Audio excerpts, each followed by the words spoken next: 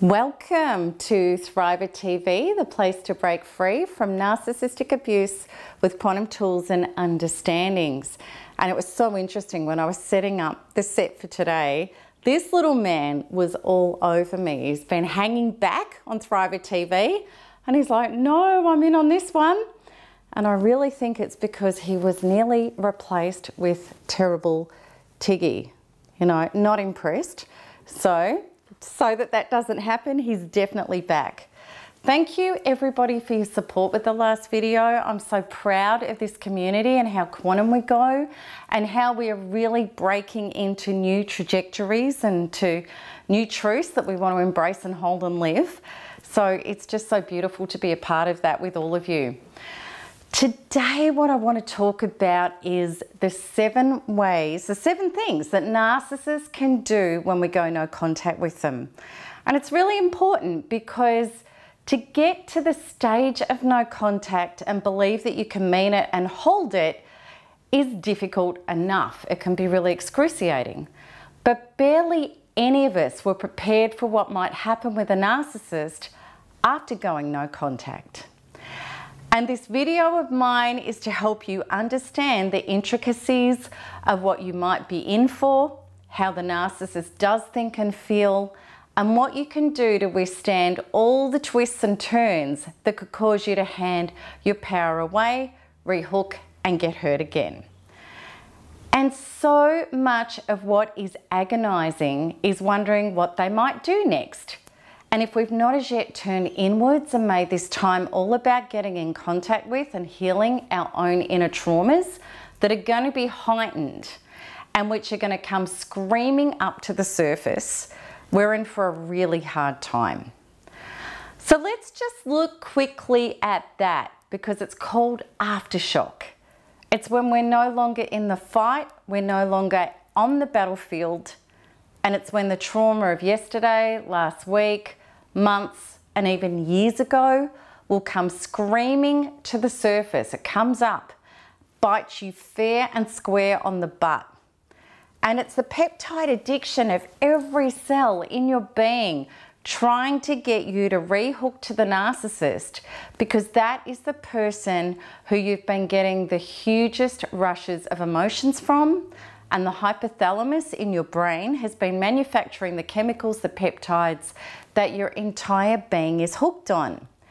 Which means that your mind will obsess about the narcissist constantly. You feel like a heroin addict going cold turkey unless you break away, stay away, and heal from the peptide addiction. And the way to do that is to self-partner, meet our trauma, and release it.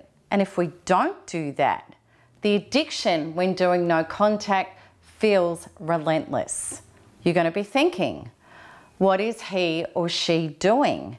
Who is he or she with? Does he or she love me and miss me or not? And it can literally drive us crazy.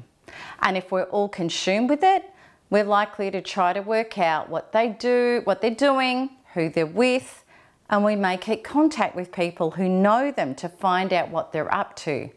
Or we may stalk them on social media or even do drive-bys past their home. Many of us have done these things before we realise that our healing path needs to be all about ourselves and not the narcissist. So I want to cover off what the possibilities are of what the narcissist may do and the healing solutions to all of them. So let's get started. Number 1 thing that could happen, this is one of the things, big things, the narcissist may express that they'd already ended the relationship. The narcissist's ego is monstrous. He or she may state to you or people that you know so it gets back to you that they've actually decided it was over. Then they may get in first with changing their Facebook status, deleting every photo of you off their social media and defriending you. And the result is this could send you reeling. And if you were going no contact because you wanted to teach the narcissist a lesson, secretly hoping that they'd get it and come back to you, or if you weren't really prepared to self-partner and heal within you the traumas that could arise, and especially if you're still suffering unmet traumas in your body to do with abandonment fears, you may be triggered into going after the narcissist, giving up even more pieces of yourself, and falling back on the hook again, even worse than before. So the healing remedy to this is go within to soothe and heal back to wholeness the young unhealed terror of not feeling loved and being rejected and abandoned, or whatever it is. It could be the feelings of somebody not loving you enough to fight for you. So a combination for those of you who are NARPers, a combination of Module 1 and Module 2 work in the NARP program effectively addresses this. So the two thing that a narcissist may do when you go no contact is make contact with you about random things. This is the narcissist testing the water, because narcissists do not like to lose narcissistic supply. They like to think that people are still hooked and that they can't get over them, and the narcissist could take back up with you at any time. So it's a bit like crocodiles keeping lumps of meat under a rock for a chew later on. This is where you need to be strong, because the narcissist may ask about things and then disappear mid-conversation, or ask cryptic questions or make suggestions that are confusing, all to get your head spinning, or say something like, somebody's at the door, I've got to go, so that you will think that they may have started seeing someone else. And this is a prod by the narcissist to see whether you will be triggered, what you're going to do, and whether they can reel you back in. So of course, this is if you break no contact, which, you know, this is what's going to happen if you do.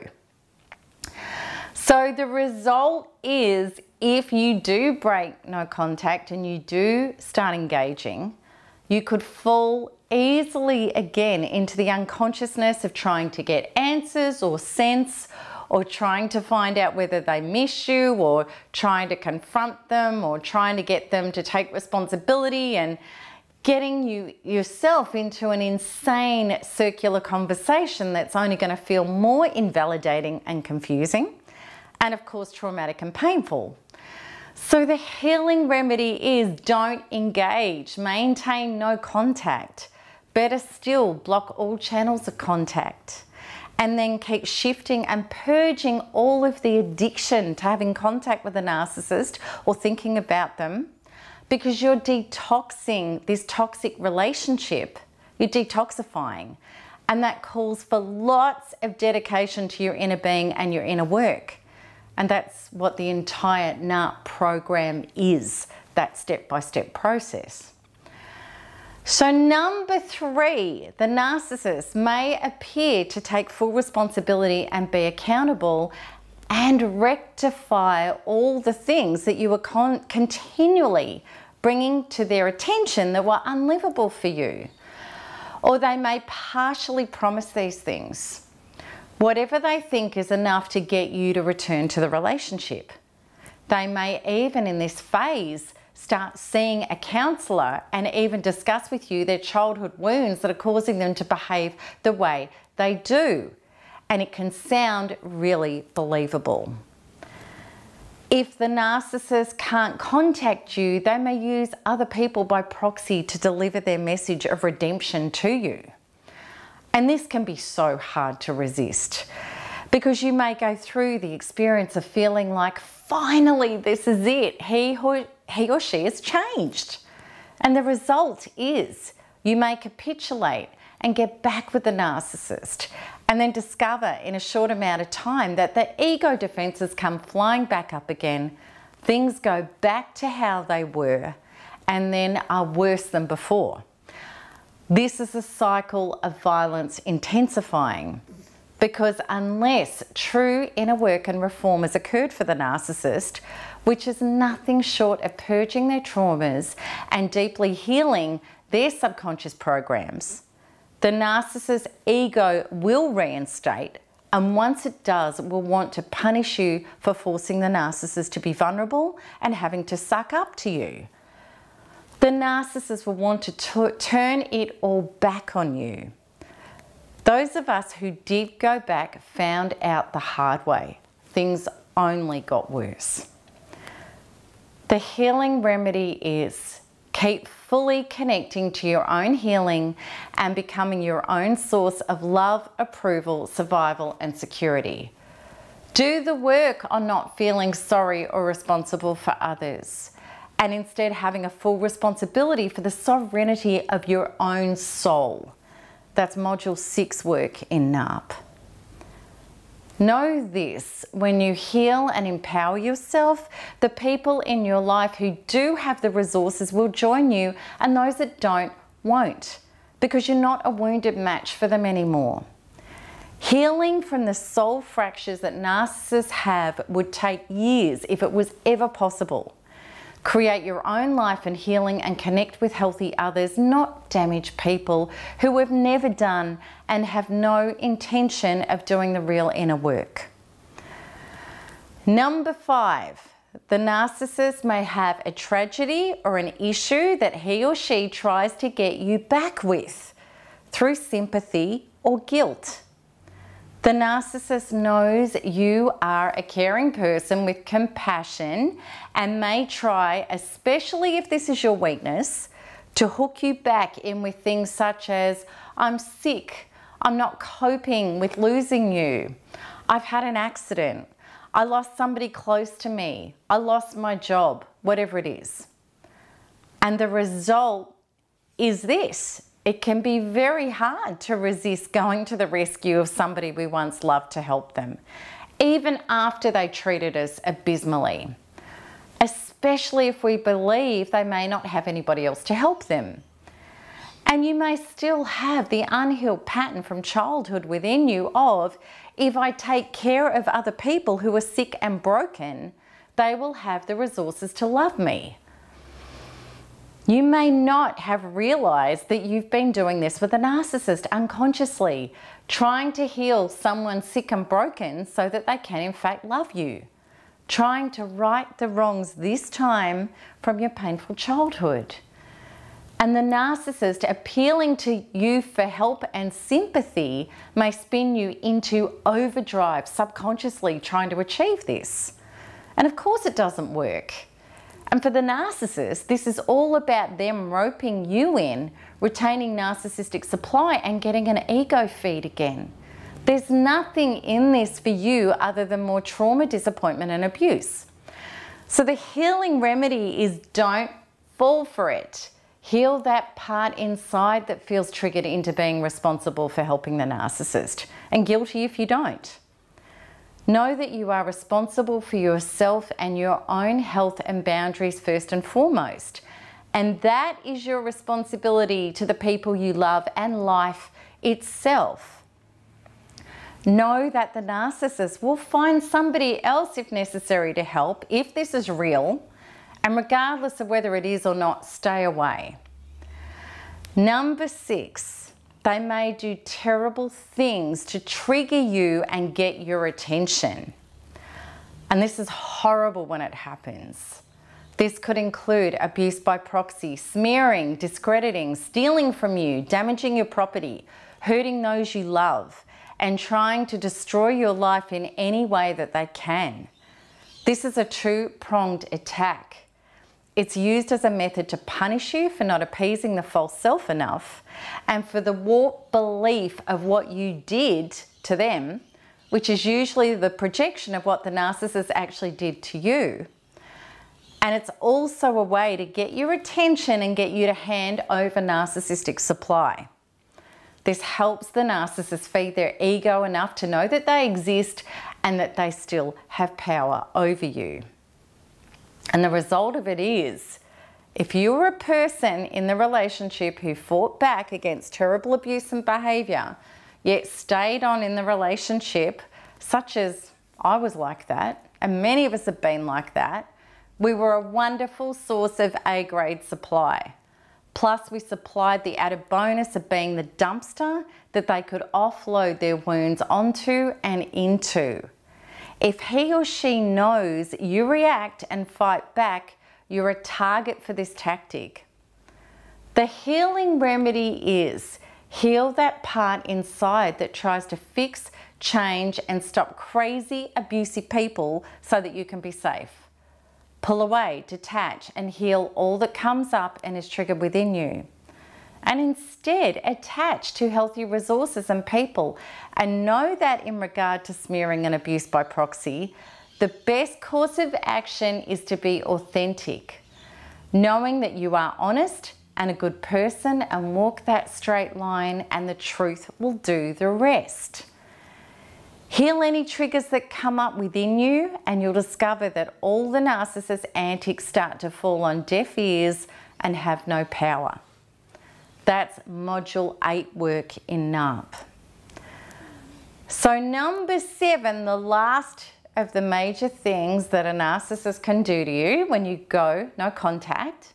Number 7 is this: move on and replace you with new supply.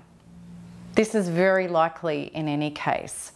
Often narcissists hedge their bets, and if it looks like things could end with you and the ship is going down, they usually have another one already waiting at the dock. To a narcissist, you are an object performing a role. There is no one home to really genuinely love themselves, let alone another. And you are simply the being who offers up enough energy to take them away, self-medicate them from their own inner traumas. If you're no longer available to do that job, then someone else needs to be. The drug is narcissistic supply, and people are the dispensers of it. The narcissist is likely to be doing this in the background anyway, but now this may be something that's flaunted in your face to punish you. So the result is you may feel unspeakable trauma. This could bring up all the terrible insecurities, such as I was never loved and the love wasn't real, because how could I be replaced so quickly? Maybe she or he is going to be different with this new person. This new person is getting the dream that I no longer have, plus my home, my things, and maybe even access to my children. The trauma of being replaced may be so bad that this feels like extreme trauma, such as your ancient DNA being triggered into feelings such as, I'm now thrown out of the hut and I'm going to starve to death because I've been replaced. It really can be that horrific and extreme. Totally. I truly think that this is one of the most horrible things that we could ever go through. And it may be so bad that you try to self-medicate with a bad choice, such as trying to hook up with a new relationship prematurely or having sex with somebody, which is only going to hurt you more. Or maybe this cripples you into a terrible depression where you feel like you can't face life and you dread bumping into the two of them. And you may have the overwhelming urge to contact the new supply to tell them about the narcissist and warn them. The healing remedy is this: heal, heal, heal. Heal it. Go inside and self-partner with every trauma that you feel has been triggered. Load it up, release it, and bring in your true self replacement. And I'd suggest module 4 work, which is the injustices of what the narcissist can do, as well as module 2 work, which brings you back to a source to yourself, as well as module 9, which is about fully disconnecting from the narcissist. And module 7 and 10 are also very effective when in deep trauma. And then you will more easily be able to let go, get on with your life, and rid yourself of all of the envy and the pain connected to the relationship, all of it whatsoever. And you also will let nature take its course, knowing that the new supply is on a healing journey just as you were with the narcissist. And you're going to evolve into a higher relationship inner imprint for your future than your inner being was previously at. And this feels so good when you get there. So those are the 7 things, and I hope that's helped, and I hope that you enjoyed this video. And if you need this information, if you would also like to access the deeper healing system that addresses this trauma that we spoke about in this video, you can sign up to my free 16-day recovery course, and it includes an invitation to a healing workshop with me, 2 comprehensive free ebooks, and so much more. So it's really simple to access it. All you have to do is click the link at the top right of this video. And remember, if you want to watch more of my stuff, make sure you like and subscribe so you get notified as soon as each new video is released. And please share the Thriver mission, get other people involved. So until next time, keep healing and keep smiling, keep thriving. There's nothing else to do, there really isn't. And Tiggy's fallen asleep, but he's going to say bye-bye, everybody. Till next time, lots of love. Bye-bye.